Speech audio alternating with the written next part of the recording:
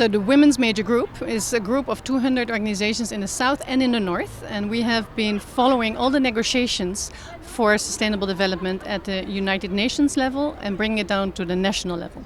And what is key for us is to fight against some of the developments which are most negatively impacting women, such as land grabbing. The increased demand for biomass, biofuels is pushing more and more women who depend on their livelihoods from the production of food for their families. And we have to have safeguards for the rights of these women, that they can continue to work their lands and access the lands even if they do not have the official papers for them. There are many countries in the world where women do not have papers to show that this is their land.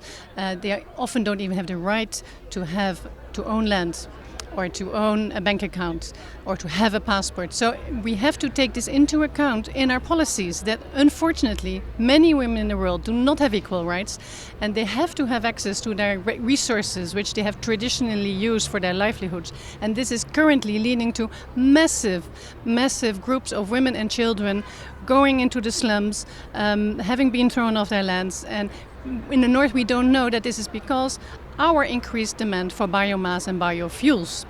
And so this is one very important area.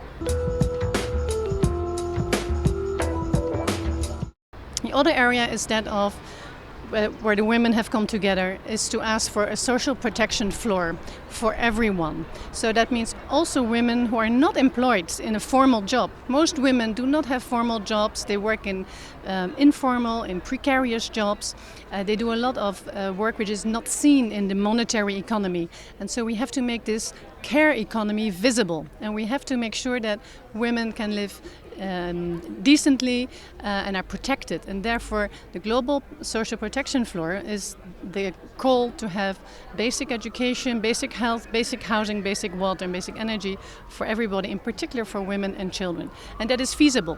We can pay for that. We need to install instruments like the financial transaction tax, which could bring 100 billion euros a year, and then you could easily make sure that all women and children can live in decency.